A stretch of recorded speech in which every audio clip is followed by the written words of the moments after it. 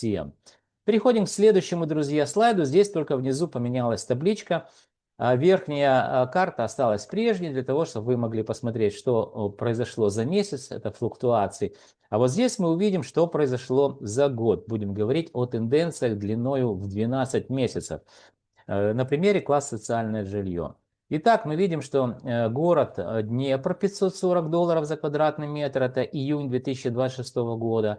В июне 2025 года это $534 за квадратный метр, что в целом в годовом измерении показала динамика положительного роста плюс 0,56%. Но, друзья, еще раз вас верну, так сказать, в прошлое, ну, если это можно так выразиться, да, то есть поговорим о перспектива это наперед, а ретроспектива это то, что было. Так вот, 2025 год, с какого-то перепуга, с июня месяца, мы видели по январь месяц 2026 год, как стоимость квадратного метра на вторичном рынке начала расти.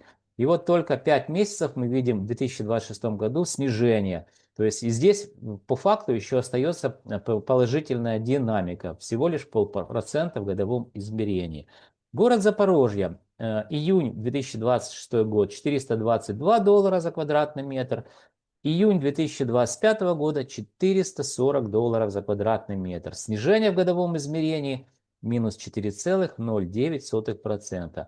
Среднее арифметическое число в целом по региону 481, это у нас июнь 2026 год, что на 1,54% меньше стоимости, которая была в июне 2025 года. Индекс, друзья, естественно, отрицательный 0,985. Давайте очень кратко о индексе. Что такое индекс? Начнем с этого. Да? Это макроэкономический показатель, который характеризует изменение стоимости недвижимости во времени. Считается он очень просто, и вот на примере целого региона я вам покажу, как это делается. 481 делим на 489, получаем или в процентном соотношении снижение минус 1,54%, или отрицательный индекс 0,985. Теперь немножко саморекламы, друзья. Я и компания Олимп Консалтинг на протяжении, наверное, больше 10 лет делаем индексы. Одни, кстати, из немногих. Я думаю, что если 2-3 компании найдется на всю Украину, то это будет хорошо.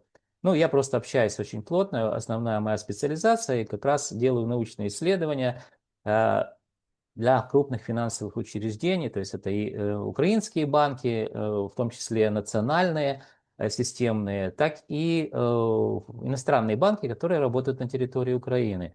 Так вот, я на протяжении многих лет готовлю индексы вместе с компанией Олимп Консалтинг. Я знаю, что меня смотрят люди, которые работают в финансовых учреждениях, то есть это управление по рискам или риск-менеджменту. Данные специалисты очень хорошо знают, как меняется стоимость денег во времени. А я один из немногих в Украине знаю, как меняется стоимость уже недвижимости, друзья, во времени. Поэтому синергия вот этих знаний очень сильно помогает в вашем сложном бизнесе. Ну и, конечно, мне и компании Олимп Консалтинг развиваться, мне заниматься наукой. То есть, еще раз повторюсь, ключевые фразы. Вы знаете, как меняется стоимость денег во времени, и у вас есть недвижимость, под которую в портфеле вашего, кредитный портфель вашего банка состоит в том числе из недвижимости, под которую выданы финансовые средства какие-то. А вот я знаю, как меняется стоимость этой недвижимости, под которую ваше финансовое учреждение выдало финансовые ресурсы. Поэтому вот эта синергия этих знаний действительно помогает в вашем сложном бизнесе. Ну и, конечно, еще раз повторюсь, компания Олимп Консалтинг и лично мне. Для того, чтобы меня найти, просто посмотрите, в описании есть 2 телефона. Вайбер телефончик это киевстаровский, а WhatsApp это кипрский. К сожалению, я сейчас не живу в Украине. Можем созвониться, списаться, и я и компания Олимп Консалтинг, работаю я, друзья, в Украине, так чтобы сразу не было никаких этих самых вопросов, да.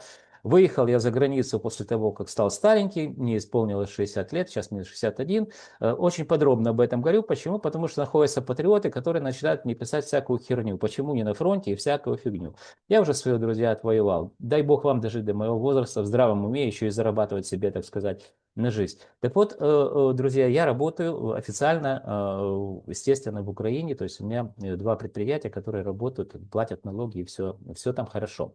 Так вот, друзья, составим техническое задание, если вы спишетесь со мной или созвонимся, и вы будете получать раз в квартал, будем делать такие исследования с компанией Alim Consulting, и вы будете видеть, как меняется, в общем-то, стоимость недвижимости, под которую ваше финансовое учреждение выдало, еще раз повторюсь, финансовые средства. То есть вы тем самым будете вот эти просчитывать все риски, которые связаны, ну, вообще с кредитованием в целом, в том числе и недвижимости.